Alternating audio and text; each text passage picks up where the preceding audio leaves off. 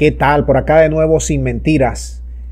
El país del norte, el embajador ficticio, James Tory, acaba de dar una entrevista. Está reciente, calientico. Acaba de dar una entrevista a un medio. Y a mí, bueno, en esa entrevista, Tory promete dos cosas. Promesa. Escuche bien lo que les voy a contar, lo que les estoy diciendo, para que ustedes saquen sus conclusiones y me manden sus comentarios. Número 1, suavizar las sanciones. Número 2, mejorarlas. No levantarlas en su totalidad, suavizarlas o cambiarlas. Habló en esos dos términos. ¿A cambio de qué? De que el gobierno regrese inmediatamente a la mesa de diálogo en México. Incluso, Tory fue más allá en esa entrevista que ustedes están viendo allí. Nos dio consejos, incluso nos dijo que en el CNE no debía haber 3 miembros del gobierno y 2 de la oposición, sino que debían ser 5 miembros independientes. ¡Caramba!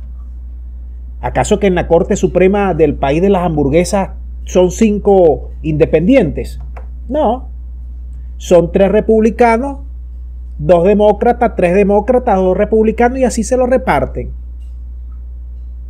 ¿Acaso que el fiscal del país de las hamburguesas, quién lo nombra? El presidente de la República, directamente. ¿Cómo se nombran los jueces en muchos estados del país de las hamburguesas? Directamente por partido, el partido que está gobernando. Y los que tienen que pasar por el Senado ya vienen ya influenciados. Ya vienen, ¿cómo se dice eso? Directos. Tory también nos dijo que el TSJ no debe ser apéndice del gobierno, que debe tomar sus propias decisiones distintas a la de Maduro.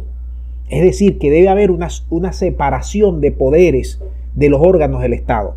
Caramba, ojalá fuese así en todos los países del mundo, que hubiese verdaderamente una separación de poderes. Es decir, nos está vendiendo la moto con eso de la separación de poderes, de la libertad de prensa, de la libertad de medios. Todos sabemos que eso prácticamente no existe en los más de 200 países que hay. Que eso es un formalismo, una fachada que no se aplica ni en los europeos ni con los gringos. Se aplica eso de la dirección de poderes. Que hay unos países que sí llega a haber cierta o más independencia, sí, pero en la mayoría todo está influenciado por los medios, por los partidos políticos, y a su vez los partidos políticos están influenciados por los lobbies, y a su vez los lobbies están influenciados por las transnacionales, por las grandes operadoras mundiales que son los que verdaderamente gobiernan el mundo. Es decir, ese es muy bueno desde el punto de vista teórico, pero en la práctica eso no se lleva a cabo ni en Venezuela, ni en Perú, ni en México, ni en China, ni en la Conchinchina.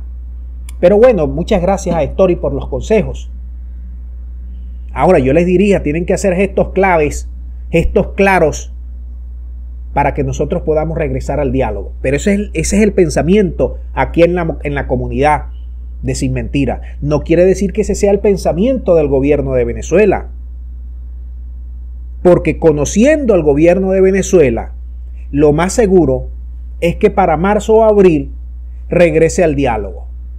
Porque los gringos, amigos míos, los he visto muy insistentes. Vuelvo a repetir la tesis que le dije en videos anteriores. Están muy insistentes y están vendiendo humo del bueno. Están vendiendo paquete chileno. Hay al gobierno que le acepte su humo y su paquete chileno. En mi percepción, los gringos no van a cambiar nada. Y se lo he dicho muchas veces. Los gringos no van a regresar ningún activo a Venezuela. Eso está perdido. No van a cambiar ninguna sanción. Suavizarán algunas que otras, pero eso no va a ser en la profundidad. Desde los 60, los gringos metieron sanciones a todos los países, o a más de 40 países. Hay ahorita 33 países en el mundo. Dígame un solo país que los gringos le hayan cambiado o variado las sanciones. Muy pocos. Siempre los mantienen ahí, porque los gringos aplican el miedo.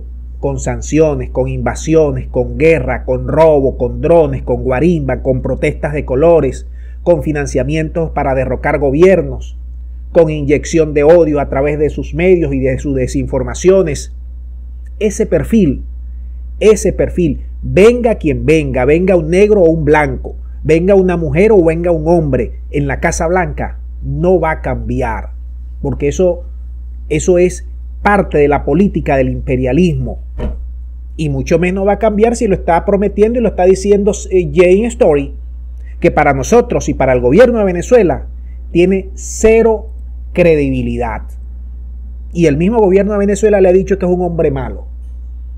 Pero bueno, los gringos mandan estos mensajes ya desacreditados con James Story, porque James Story lo tienen como barriendo la alfombra, y luego ellos verán si hacen gestos verdaderamente claros que suelten al diplomático venezolano, que nos quiten todas las sanciones a PDVSA, que nos devuelvan los activos, y entonces bueno, claro que sí, vamos a negociar, vamos a sentarnos, pero una vez que tú me sueltes todo eso, bueno, y podemos negociar, ¿verdad? Y luego los gringos vuelven a implementar esas mismas políticas.